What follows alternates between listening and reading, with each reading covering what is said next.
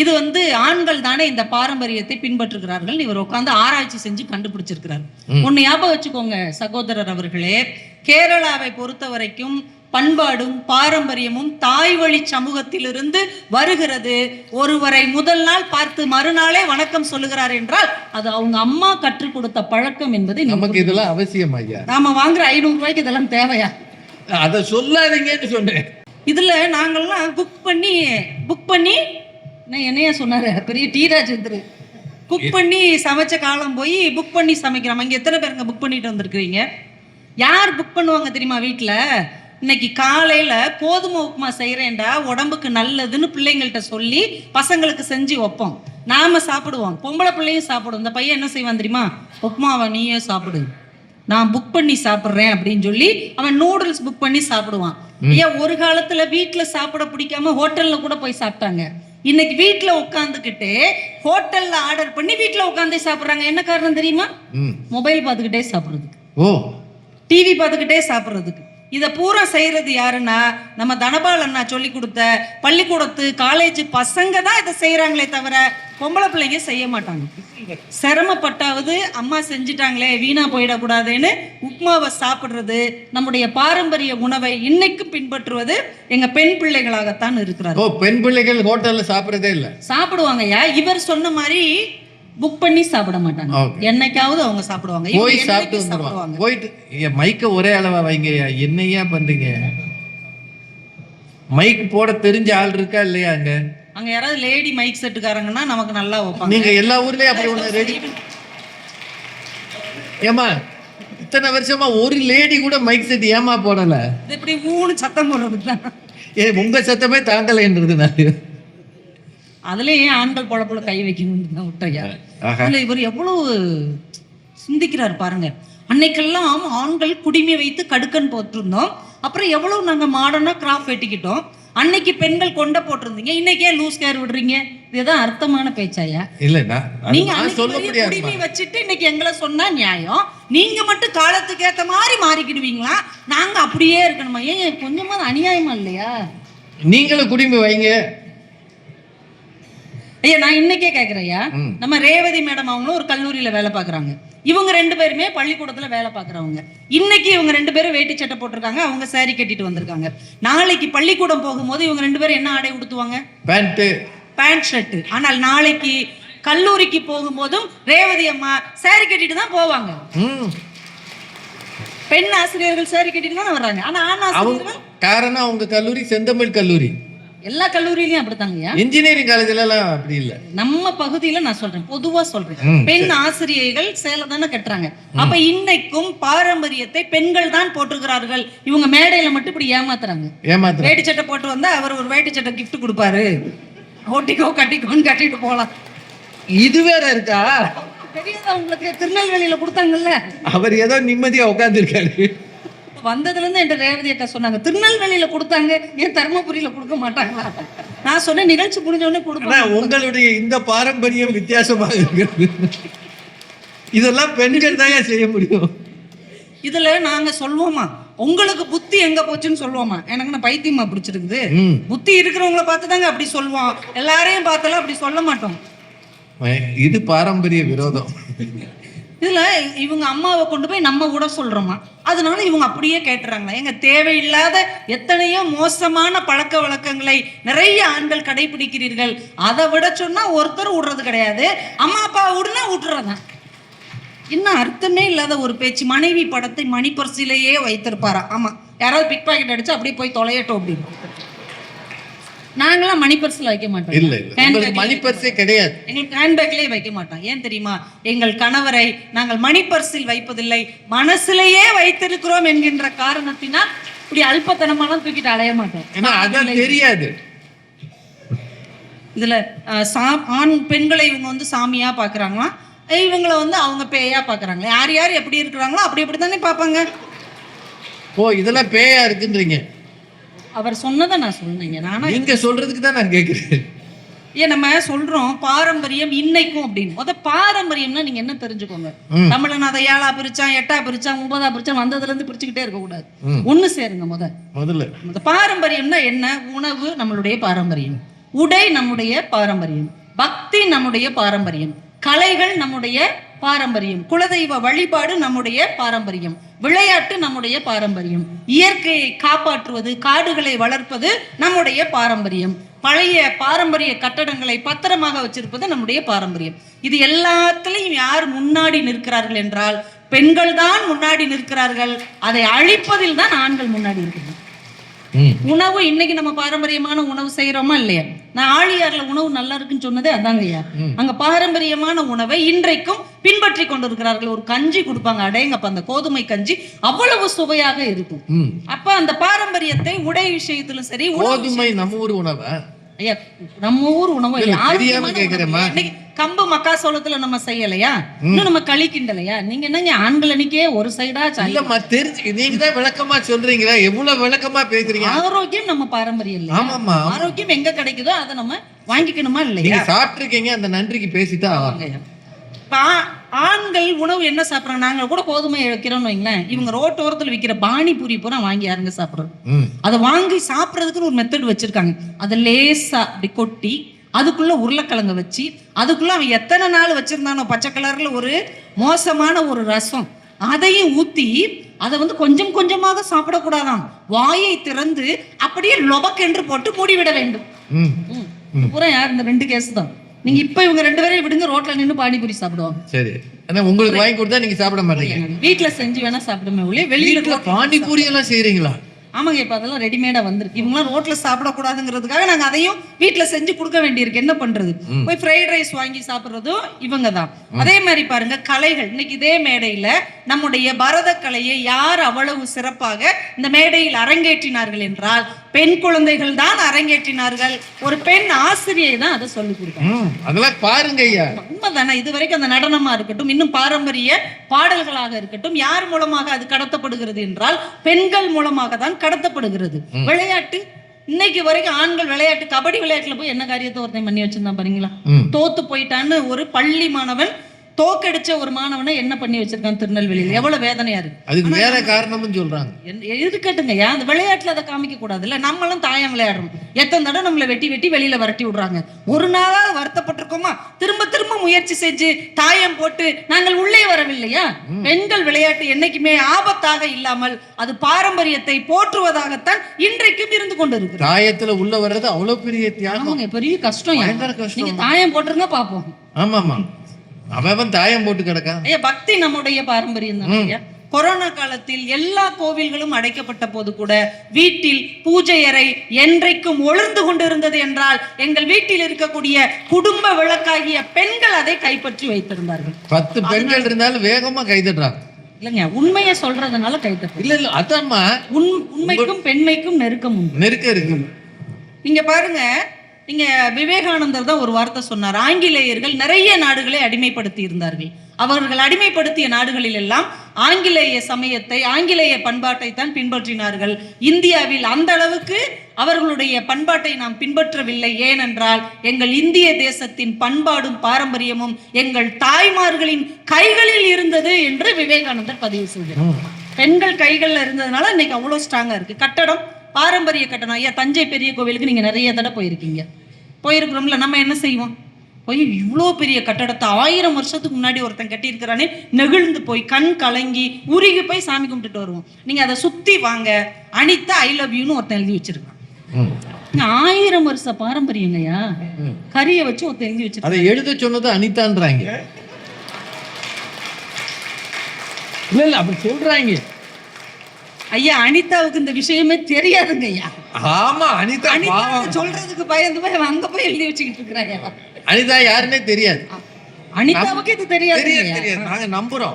Role நம்பரை எழுதி வைக்கிறது, மொபைல் நம்பரை எழுதி வைக்கிறது, 1000 வருட பாரம்பரியத்தை எவ்வளவு அலட்சியப்படுத்தி நம்முடைய ஆண்கள் இப்படி எல்லாம் பண்ணிட்டு இருக்கிறாங்க. அது இளைஞர்கள் ரொம்ப மோசமா மாறிட்டாங்க. ஒரு பாப்கார்னை சாப்பிட்டுட்டு அதை அந்த இடத்துல போடுறது, முறுக்கு சாப்பிட்டுட்டு பிரசாதத்தை சாப்பிட்டு அப்படியே அங்கங்க போட்டு விட்டு போவது பெரும்பாலும் இளைஞர்கள் ஆண்களாகத்தான் இருக்கிறார்கள். இயற்கையை பாதுகாக்கிறது யாருங்கய்யா? அன்னைக்கு ஒரு மரத்தை சகோதரியாக பாவித்த ஒரு பெண் இருந்தாங்க. இன்னைக்கும் பத்மஸ்ரீ விருது வாங்கியிருக்கிற நிறைய பேர்ல பாருங்க, மரங்களை வளர்த்த பெண்கள் தான் அதிகமாக இருக்கிறார்களே தவிர ஆண்கள் ரொம்ப குறைவுதாங்கய்யா. காட்டுக்கு சுற்றுலா போனா நம்ம என்னங்க செய்வோம்? போனோமா சுத்தி பார்த்தோமா, இந்த இடத்தில் நுழையக்கூடாதுன்னு போட்டா அந்த பக்கமே போக மாட்டோம். ஆனால் மஞ்சுமல் பாய்ஸ்னு ஒரு படமே வந்ததுயா, இந்த இடத்துக்குள்ள போகக்கூடாதுன்னு எழுதியும் போட்டு சொல்லவும் செஞ்சு அதை எகிரி குதிச்சு அதுக்குள்ள உள்ள குழிக்குள்ள விழுந்து என்ன ஏழ்ற. அதனாலதான் ஒரு சினிமாவே வந்தது.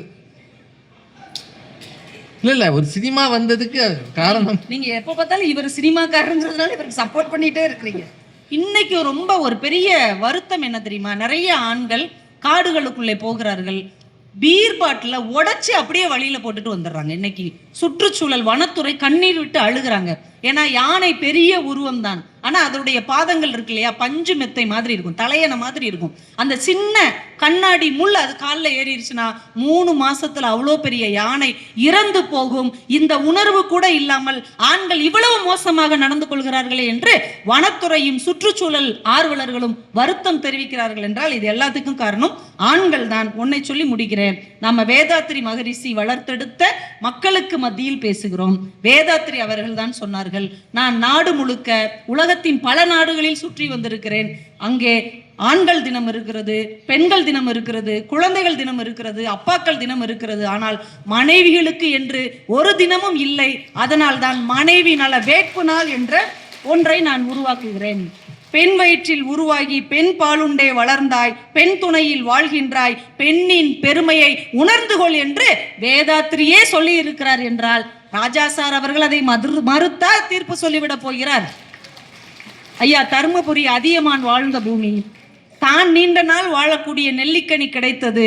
ஆனால் அதியமான் யாருக்கு கொடுத்தார்? எத்தனையோ ஆண் புலவர்களும் இருந்திருப்பார்கள் இல்லையா? ஏன் அவ்வைக்கு கொடுத்தார் என்றால் ஒரு பெண்பார் புலவரிடம்தான் இந்த மொழியும் தொன்மையும் தொடர்ச்சியும் காக்கப்படும் என்கின்ற நம்பிக்கையால் தான் அவ்வை கையில் அதை கொடுத்தார் என்று சொல்லி இன்றைக்கும் பாரம்பரியத்தை பெரிதும் போற்றுவது காப்பாற்றுவது ஆண்களை விட ஒருபடி அதிகம் பெண்களே என்று சொல்லி வாய்ப்புக்கு நன்றி கூறி விடைபெறுகிறேன். நன்றி, வணக்கம். பாவம் அந்த 2 அப்புறாணியும் தெரியாதனமா வந்துட்டாங்க. அந்த அம்மா வச்சு தாளிச்சுட்டாங்க. வேதாத்ரி மகரிஷியே சொன்ன பிறகு நீ எல்லாம் எதுக்கிய அப்படின்னு சொல்லாம சொல்றான். என்னத்தை பேசிட்டு போற? கேட்ட கேள்விகள் எல்லாமே நியாயமான கேள்வி, சரியான கேள்வி. இயற்கையை காப்பாற்றுவது யார்? பரதக்கலையை காப்பாற்றுவது யார்? பக்தியை காப்பாற்றுவது யார்? சாப்பாட்டை காப்பாற்றுறது யார்? தஞ்சை கோயிலுக்கு போய் நீ எழுதி வைக்கிற, நாங்க கும்பிட்டுட்டு வர்றோம். 1000 வருஷத்து கோயிலை பத்தி உனக்கு அக்கறையே இல்லை. நிறைய சாடி இருக்கிறாங்க. நாங்கள் கணவரின் போட்டோவை வைத்துக் கொள்ள மாட்டோம், அவரை மனதுக்குள் வைத்துக் கொள்வோம்.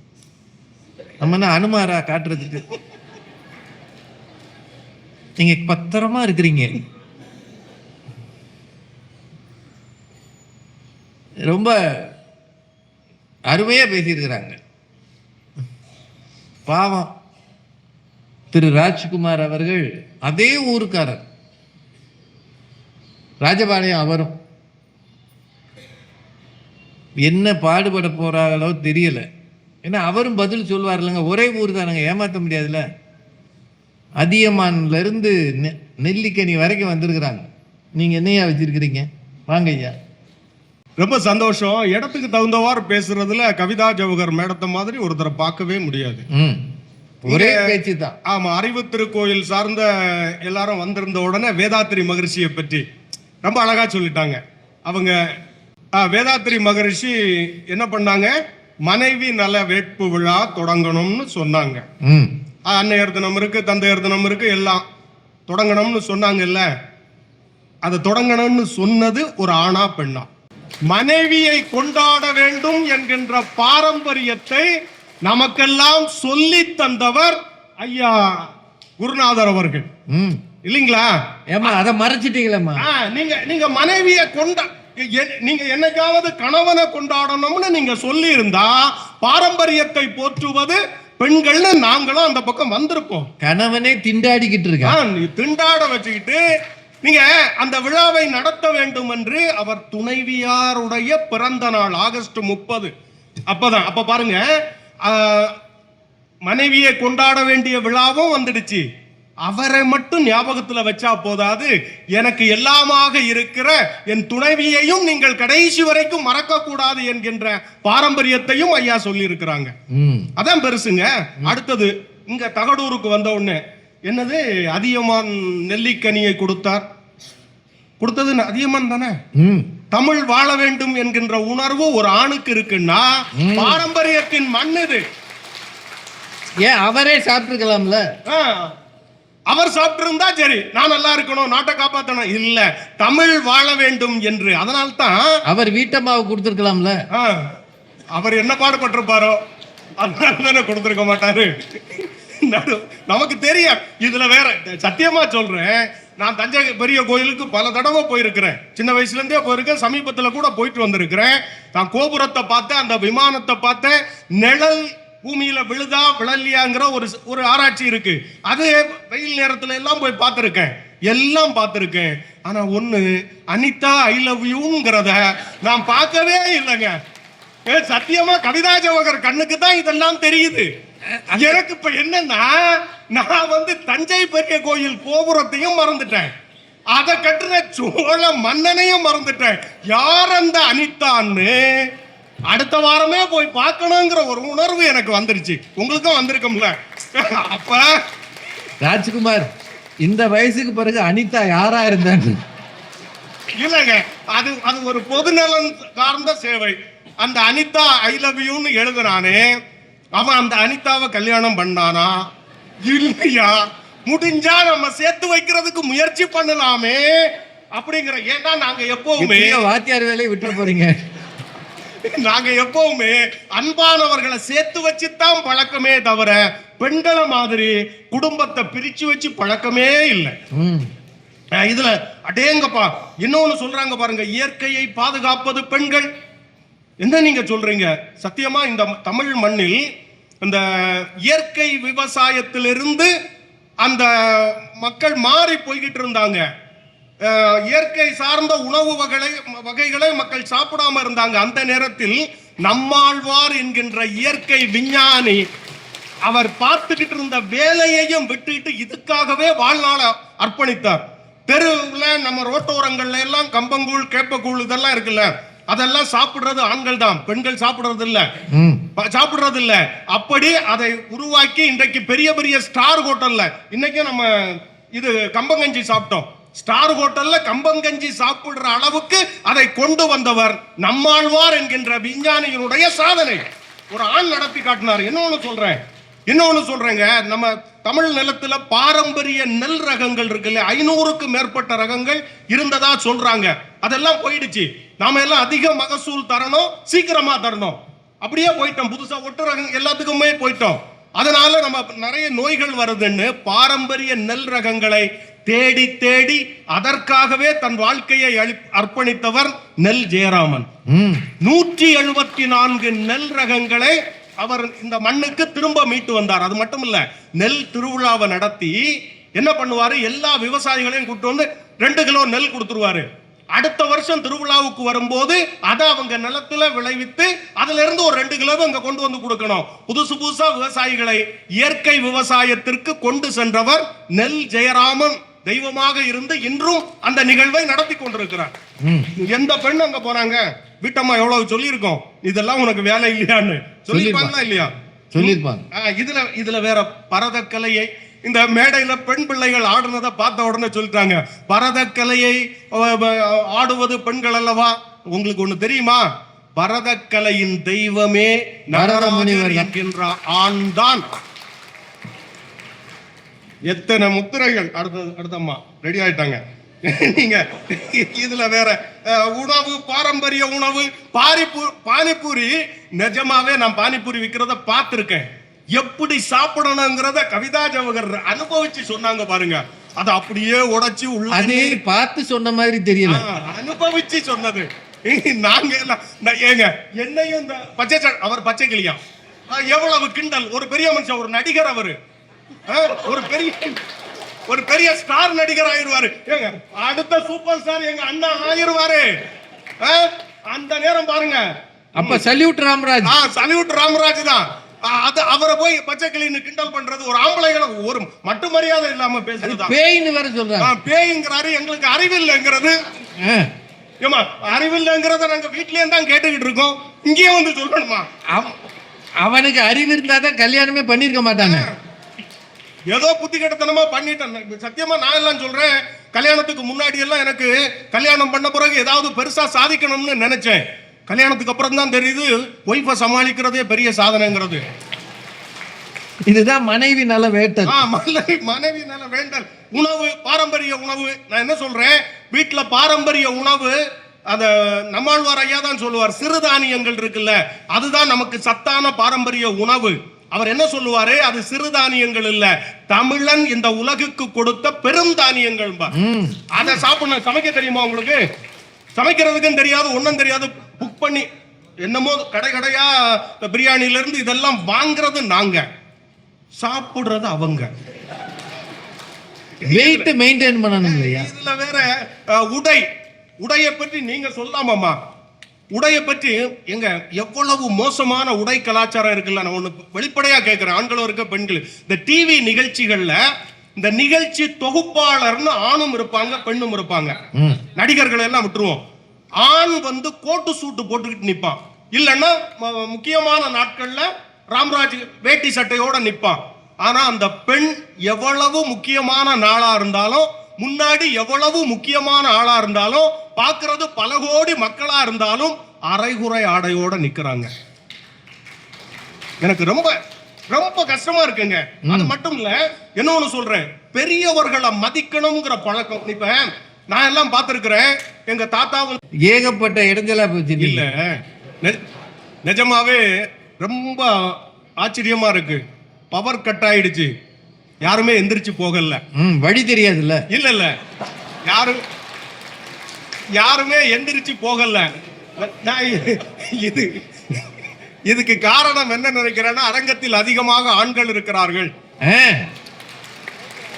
அவங்கள தாண்டி பெண்கள் போக முடியாது, நிச்சயம் விட மாட்டாங்க. இப்போ நான் கேட்கிறேன், நம்ம குடும்பத்துல பெரியவங்க இருப்பாங்க, சமூகத்துல பெரியவங்க இருப்பாங்க. அவங்க முன்னாடி சின்னவங்க உட்கார்றதுக்கே யோசிப்பாங்க. எங்க தாத்தா எல்லாம் வரும்போதெல்லாம் நாங்க எல்லாம் எந்திரிச்சிருவோம், பிள்ளைகள் எல்லாம். இப்ப நீங்க டிவி மாதிரி நிகழ்ச்சிகள், அந்த பேட்டி எடுக்கிற பெண்கள் சின்ன பிள்ளையா இருக்கும், மிக பெரியவங்களா இருக்கும், கால் மேல கால் போட்டுக்கிட்டு உட்கார்ந்து இருக்குதுங்க. கால் மேல கேட்டா பெண் உரிமைன்னு என்னமோ சொல்றாங்க. நான் இதை சொன்னா என்ன பட்டிக்காட்டுன்னு சொன்னா கூட பரவாயில்ல. நீங்க பட்டிக்காடு தான். நான் பட்டிக்காடு தான். இதுல என்ன இருக்கு? இல்ல, எனக்கு ஆச்சரியமா இருக்குது. எவ்வளவு பெரிய சமூகத்தில் அந்தஸ்தோடு இருக்கிற, வயதிலும் எல்லாவற்றிலும் பெரியவர்கள் முன்னால் கால் போட்டு உட்கார்ந்திருக்கிற பெண்கள் எப்படி பாரம்பரியத்தை பாதுகாக்கிறார்கள் என்று அடுத்து வருகிற பேராசிரியை சொல்லணும். நீங்க பாட்டுக்கு நீங்க எல்லாம் யாரையுமே மதிக்கல. விளையாட்டை பற்றி எல்லாம் அந்த அம்மா சொன்னாங்க. சமீபத்துல சாம்பியன்ஸ் டிராபி கிரிக்கெட் போட்டி இந்தியா வெற்றிகரமா அத கோப்பையை கைப்பற்றியது, மிகப்பெரிய விளையாட்டு சாதனை. அது முடிஞ்ச பிறகு அந்த இந்தியாவுடைய கிரிக்கெட் வீரர் இருக்கார்ல, விராட் கோலி, அந்த முகமது சபிங்கிற அந்த விளையாட்டு வீரர் வந்தார். எல்லாரும் வெற்றி விழா கொண்டாடின பிறகு அந்த முகமது சமியோட அம்மா வர்றாங்க.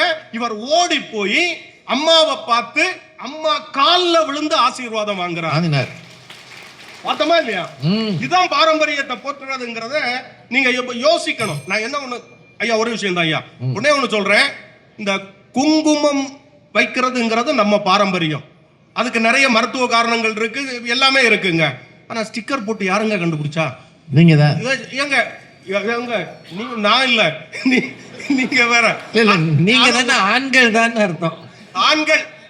ஆண்கள் விக்கிறவங்க ஆண்களா இருக்கலாம். வாங்கி நீங்க என்ன வேணாலும் பண்ணுங்க. நீங்க வந்து உங்க பேக்ல ஒட்டிக்குங்க, உங்க வீட்டு சோறுல ஒட்டுங்க, கண்ணாடியில ஒட்டுங்க, எங்க வேணாலும் ஒட்டுங்க. இந்த பஸ்ல சீட்ல ஒட்டாதீங்க. நான் ஒரு நாள் பட்டிமன்றம் முடிஞ்சு நைட்டு டிராவல் பண்ணும்போது பஸ் சீட்ல சாஞ்சு உட்கார்ந்து இருக்கேன். நீங்க லேடி சீட்ல போய் உட்கார்ந்தீங்க? எங்க லேடி ஏதோ இப்ப எல்லா சீட்லயும் எல்லாரும் தான் உட்கார்றாங்க. உட்கார்ந்து போயிருக்கிற சட்டையில ஒட்டி இருக்கு. நைட்டு வீட்டுல எங்க வீட்டம்மா பார்த்துட்டு என்ன இதுன்னு அப்பதான் கண்டுபிடிச்சேன். பொட்டு எப்படி வந்துச்சு, இது நல்லா இல்லைன்னுச்சு. நல்லா வேற பொட்டு வச்சுக்கிறேன்னு சொல்ல வேண்டியது. இந்த மாதிரி ஒரே பெண்கள் வந்து அந்த காலத்துல கணவனை வணங்குவாங்க, பதிபக்தின்னு ஒண்ணு இருந்தது. இப்ப அதையெல்லாம் சொல்றது இல்ல, பக்தியும் இல்ல. தேவாரம் திருவாசகம் எல்லாம் சின்ன பிள்ளைகளுக்கு தாய்மார்கள் சொல்லி தந்தாங்க. எங்க அம்மா எனக்கு சொல்லி தந்திருக்காங்க. எங்க வீட்டம்மா என் பிள்ளைகளுக்கு ரைம்ஸ் சொல்லி தருது. அப்ப பாரம்பரியத்தை சரியாக சொல்லிக் கொடுக்காதது பெண்கள். அதை நான் இப்படி சொல்லி நிறைவு பண்றேன். பாரம்பரியத்திலிருந்து வழி தவறி செல்வது பெண்கள்.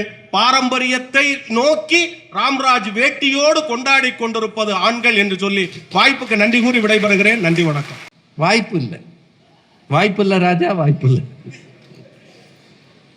ஆண்களை பெண்களும் பெண்களை ஆண்களும் இந்த மாதிரி பேசுவது என்பது வேடிக்கைக்காக, இல்லாட்டி கொஞ்சம் சிரிக்க வராது. இப்போ என் மனைவி மிகச்சிறந்தவர், அவரை போல் ஒரு அறிவாளியை நான் பார்த்ததே இல்லைன்னு ஆண்கள் வந்து பேசினா நீங்கள் என்ன நினைப்பீங்க? இருந்தாலும் வேற ஊர்லலாம் நல்லா இருந்தானே, தர்மபுரியில் வந்தோடனே தகடூரில் கலந்துட்டானே சொல்லுவீங்களா இல்லையா? ஸோ மேடைக்கு அது பேசுறது. ஆனால் ஆண்கள் இல்லாமல் பாரம்பரியத்தை நாம் பாதுகாக்க முடியுமா? பெண்கள் தைரியமாக சொல்ல முடியுமா? நிறைய ஊர்களில் ஊர் கட்டுப்பாடுன்னு ஒன்று இருக்குல்ல, அது யார் கையில் இருக்கு சொல்லுங்க? சமூக கட்டுப்பாடு யார் கையில் இருக்கு? இத்தனை ஊர்களில் கோயில்கள் இருக்க, இத்தனை ஊர்களில் கோயில்கள் இருக்க, அத்தனை கோவில்களிலும் 10 அறங்காவலர் இருந்தால் 9 பேர் யாராக இருக்கிறார்கள் சொல்லுங்கய்யா. ஆண்கள் இல்லாம பாரம்பரியத்தை வச்சிருவீங்களா? நடந்து போகிறோமே திருச்செந்தூருக்கும் பழனிக்கும், ஆண்களும் போகிறார்கள் பெண்களும் போகிறார்கள். ஆனால் தனித்து போகிற பெண்கள் மிக மிக குறைவு. ஆணின் துணையோடு தான் போவார்கள், வேற வழியே கிடையாது. அதுக்கு காரணம் இந்த சமூகம் சரியில்லைன்றது தான், அது வேற. ஆனாலும் அவன் ஒரு குச்சை வச்சுக்கிட்டு அவன் நடந்து போகும்போது அந்த அம்மா பின்னாடியே போவோம், மெல்ல போங்க, என்னால் முடியலை, கொஞ்சம் மெல்லத்தான் போங்களேன், ஓடு ஓடு ஓடுன்றீங்க, என்னால் ஓட முடியலை. சரி நீ செருப்பு போட்டுக்க. இல்லை இல்லை நான் செருப்பு போடாமல் வருவேன், சாமி ஒன்றும் பண்ணாது, நீ செருப்பு போட்டுக்க, நான் தான் வெறுங்காலோட வர்றேன் சொல்லி கூட்டு போகிறானா இல்லையா? போகிறானா இல்லையா? அப்படின்னா மனைவியின் பலம் பலவீனம் இரண்டும் அவனுக்கு தெரியும். சும்மா எந்நேரமும் பட்னி கிடக்காத, விரதம் இருந்துக்கலாம், சஷ்டி விரதம்னு போய் உட்காராத, உனக்கு சுகர் இருக்கு உட்காராத, கெஞ்சிறேன் நான், நீ படுத்துக்கிட்டேன்னா யாரு பார்க்கறது? இல்லை இல்லை நான் விரதம் தான் இருப்பேன். இது பாரு, பிள்ளைகள்லாம் கஷ்டப்படும், கேளு கொஞ்சமாவது, கெஞ்சுறது அவன் தானேங்க. ஏன்னா இது எல்லாத்தையும் விடங்க, விரதம் அப்படின்றது உடல் சுத்தம் மன சுத்தம். ஒரு பெண் ஒரு வீட்டில் விரதம் இருக்கிறான்னா அங்கே ஆணின் ஒத்துழைப்பு இருக்கா இல்லையா? இருக்கா இல்லையா? இருக்குல்லங்க. அவன் அங்கேருந்து நான் வெஜிடேரியனை கடையில் வாங்கிட்டு வந்துட்டான், இவங்க சொன்ன மாதிரி புக்கிங் பண்ணிட்டான்னு வைங்க, அந்த அம்மா பூரா சைவமாக விரதம் இருக்கு, இவன் நடு வீட்டில் உட்காந்து திங்கிறான்னா விரதம் கெட்டு போகுமா? கெட்டு போகாதா? என்னமோ சாமி கும்பிட்றா, எனக்கு இதெல்லாம் தெரியாதுங்க, ஆனால் நான் கொஞ்சமாவது நல்லா இருக்கேன்னா அவன் கும்பிடுற சாமி தான் அவன் நினைக்கிறான் பாருங்க. அங்கேதான் உங்கள் பக்தியும் பாரம்பரியமும் காப்பாற்றப்படுகிறது. ஆணை தவிர்த்து விட்டு நீ ஒன்றும் செய்ய முடியாது. சாதாரணமாக தள்ளாதீங்க. ஏதோ அவங்க எல்லாம் சேலை கட்டிட்டு தான் காலேஜுக்கு போகிறாங்கன்னு சொன்னாங்க. ஆனால் எனக்கு தெரிய பல தனியார் கல்லூரிகளை நான் போய் பார்த்துருக்குறேன், ப்ரொஃபஸர்ஸு சுடிதாரில் வர்றாங்க. இன்னும் சில பெருநகரங்களுக்கு போயிட்டீங்கன்னா அவங்க உடைகளே வேற மாதிரி இருக்கு, ஜீன்ஸே போட்டிருக்காங்க. அதனால் இங்கே இந்த உள்ளூர் கதையை வச்சு நம்ம சொல்ல முடியாது. உடைகளில், உணவில், உணர்வில், பக்தியில், இசையில், கலையில், இது மாதிரி எத்தனையோ விஷயங்கள் இருக்கு பாரம்பரியத்துக்கு. இதில் ஆண்களும் சிறப்பாக இருக்கிறார்கள், பெண்களும் சிறப்பாக இருக்கிறார்கள். கரெக்டு தானேங்க? என்னங்க நீங்கள் அமைதியாகவே இருக்கீங்க? இல்லை, இது நான் ஏன் இதை ஆண்களை காப்பாற்றுற மாதிரி பேசினேன்னா, நிறைவாக பேசியது பெண்ணின் சார்பில் கடுமையாக பேசியிருக்கிறாங்க. ஆண்கள் பிரயோஜனமே இல்லை, வேஸ்ட்டு அப்படின்னு. நான் ஆண்களும் இதில் முனைப்பாக இருக்கிறார்கள், அந்த அளவுக்காக ஏற்றுக்கணும். நான் பெண்கள் கதையெல்லாம் சொன்னாங்க. அம்பாள் ஏன் காலை தூக்கி ஆடவில்லை அவளுக்கு வெற்றியை விட பாரம்பரியம் முக்கியம் அப்படின்னு ஒரு செய்தியை கொண்டாந்து ரேவதி போட்டாங்க. அது நியாயமான ஒரு இடம். ஒரு விஷயத்தை நினைவில் வச்சுக்கோங்க, என்னதான் இருந்தாலும் அடாப்டேஷன் ஒரு சொல் இருக்கு. அடாப்டேஷன், புதிய சூழலுக்கு தங்களை மாற்றிக்கொள்வது.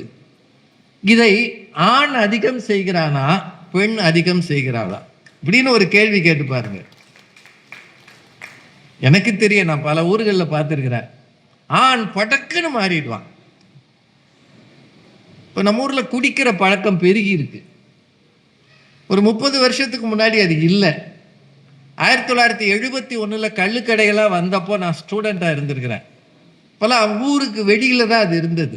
கள்ளு சாராய கடையெல்லாம் நான் பார்க்க ஊருக்கு வெளியில் இருந்தது. அன்னைக்கு குடிக்க போகிறவங்க பயந்து பயந்து போவாங்க. சில பேர் தலையில் துண்டு போட்டுலாம் போயிருக்கான், நான் கண்ணால் பார்த்துருக்கேன். ஏன்னா குடிக்க போகிறதுன்றது தவறுன்னு ஒரு சமூக நம்பிக்கை இருந்தது. ஆனால் இன்றைக்கு தைரியமாக உள்ளே போகிறான்னா குடி என்கிற ஒரு தவறான பழக்கத்துக்கு மிக வேகமாக அடிமைப்பட்டு மாறி இருப்பது எனக்கு தெரிய பெண்களை விட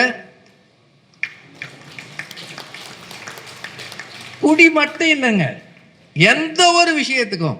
இங்கேருந்து அமெரிக்கா போனான்னா உடனே மாறிடுவான். இங்கேருந்து சிங்கப்பூர் போனால் சீக்கிரமே மாறிடுவான். எம்என்சிக்கு போனான்னா எம்என்சி கல்ச்சருக்கு ஆண்கள் சீக்கிரம் மாறி விடுவார்கள். எல்லாத்துலேயும் அவன் அடாப்ட் பண்ணுறதில்ல, புதிய விஷயங்களை வாங்கி கொள்வதில். பெண்கள் இன்னும் கன்சர்வேட்டிவ்ஸ்னு சொல்லுவாங்க, கட்டுப்பெட்டிகள், பழமைவாதிகள். அவ்வளவு சீக்கிரம் ஒத்துக்க மாட்டாங்க. மாலையில் 6 மணிக்கு வீட்டில் விளக்கேற்றணும்னா எப்படி விளக்கேற்றிடுவாங்க. அந்த ஒரு பழக்கமெல்லாம் நம்ம ஊரில் இருந்ததுங்க. இப்போ இருக்குங்களா? இத்தனை பெண்கள் இருக்கீங்களா? இருக்குங்களா? சும்மா மண்டையாட்டப்படாது. இல்லை, நீங்கள் உங்கள் இதில் சொல்லலை, நான் பெரும்பகுதி பெண்களுக்கு சொல்கிறேன். வீட்டில் விளக்கேற்றும் போது வீட்டில் இருக்கக்கூடிய தேவையற்ற நெகட்டிவ் ஃபோர்ஸஸ் போய் விடுகிறது என்ற உண்மையே நினைவில்லை. நீங்கள் 1000 இவ்வளோ லைட் போடலாங்க. சின்ன அகல் விளக்கு நெய்யிலையோ நல்ல நெய்யிலையோ ஏற்றி ஒரு அரை மணி நேரம் அதை ஒரு வீட்டில் வச்சிருந்து மனசுக்குள்ளே வழிபட்டு, எல்லாம் இந்த வீடு நல்லா இருக்கணும், லட்சுமிகரமாக இருக்கணும், யாரோ வந்து போகிறான், வந்து போகிறவன் கண்ணீர் இந்த வீட்டில் பட்டிருக்கோம், அதெல்லாம் மாறணுன்ற செய்தியை மனசுக்குள்ளே நீங்கள் நினைச்சீங்கன்னா அந்த வீடு சுபிட்சமாக இருக்கும். இன்றும் அதை பெண்கள் செய்கிறார்களா இல்லையா? நமக்கு குலதெய்வம் யார்? நினைவூட்டல் செய்வது. சின்னதா 2 முறை பயலுக்கு உடம்பு சரியில்லைன்னா, 2 தடவை காய்ச்சல் வந்துருச்சுன்னா, முந்தா நாள் தான் டாக்டர்கிட்ட போயிட்டு வந்தோம், திரும்ப டாக்டர்கிட்ட போகிறோம், டாக்டர் சொல்கிறாரு சரியாயிடும். இப்போ எல்லாமே கிளைமேட் மோசமாக இருக்குது. முந்தா நாளில் மதுரையில் பார்த்தீங்கன்னா பயங்கர மழை, இன்னைக்கு பேய் வெயில். இப்படி ஒரு மாற்றத்தை நம்ம இப்போ தான் பார்க்குறோம்.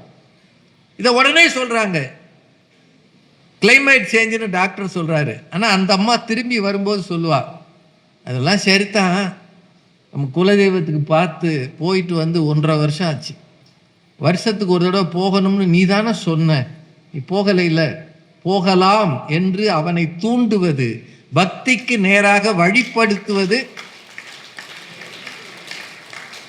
எல்லாத்துக்கும் மேல இன்னைக்கு விநாயகர் சதுர்த்தியா, என்ன சமைக்கணும், இன்னைக்கு கிருத்திகையா, எதை தவிர்க்கணும், நல்ல நாள் எது என்று தெரிந்து உணவு மூலம் அதை உணர்த்துவதும் பெண்கள் தானே.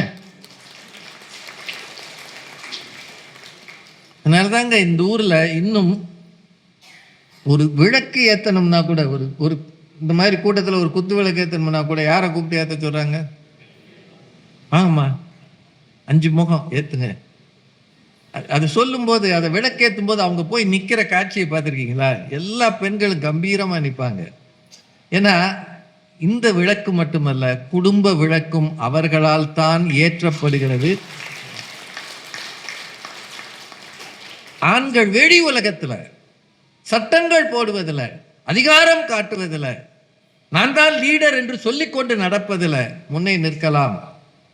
சமூக பாரம்பரியங்களை ஆண்கள் பாதுகாக்கலாம். ஆனால் குடும்ப பாரம்பரியத்தை பாதுகாப்பது எனக்கு என்னவோ பெண்கள் தான். சமூக பாரம்பரியம் தானே பெரிது. குடும்ப பாரம்பரியம் எப்படி பெரிதாக இருக்கும்னு நீங்க நினைக்கலாம். நல்ல குடும்பத்தில் இருந்து வந்தவர் தான் நல்ல சமூகத்தையும் பார்க்க முடியும், உருவாக்க முடியும். எப்போ குடும்பம் சரியில்லைனா, ஐயா நாகராஜன் ஐயா இருக்கிறாங்க, அவங்க வாழ்க்கை கதையை சொல்ல நான் கேட்டிருக்கிறேன். அவங்க வீட்டில் இருந்து கிளம்பிய அந்த ஒழுக்கமும் அறிவும் தான் இன்றைக்கு இத்தனை பெரிய நிர்வாகத்தை உருவாக்கி இருக்கிறதுனா ஒரு குடும்பம் தான் சமூகத்துக்கு உதவிகரமாக இருக்கிறது. ஆனால் பெண்களே, எத்தனை புதிய மாற்றங்கள் வந்தாலும், எத்தனை சமூக ஊடகங்கள் வந்தாலும், ஆர்டிஃபிஷியல் இன்டெலிஜென்ஸ் என்ற ஒன்றே வந்து சேர்ந்தாலும், நம்முடைய பாரம்பரியத்தை, பண்பாட்டை, கலாச்சாரத்தை, அடையாளத்தை அடுத்த தலைமுறைக்கு எடுத்து செல்வதில் சுணங்கி விடாதீர்கள். உங்கள் கையில் தான் இந்த தேசத்தின் மாண்புகள் இருக்கிறது. தயவு செய்து ராமராஜ் காட்டன் எப்படி இந்தியாவுக்கு அடையாளமாக இந்த தமிழரின் அடையாளத்தை எடுத்து செல்கிறதோ, அதுபோல நம்முடைய பண்பாட்டை, பக்தியை நீங்கள் எடுத்து செல்லுங்கள். எனக்கென்னவோ இன்றும் இதை எடுத்து செல்வதிலே மிஞ்சி நிற்பவர்கள், பாரம்பரியத்தை பாதுகாப்பவர்கள் நம்முடைய குடும்ப பெண்கள் தான்.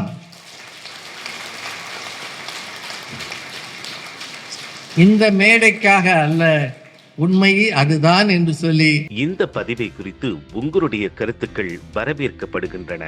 மறவாது ஐதருமபுரி சேனலை சப்ஸ்கிரைப் செய்து பாருங்கள். இந்த நாள் இனிய நாளாக அமைய வாழ்த்துகின்றோம்.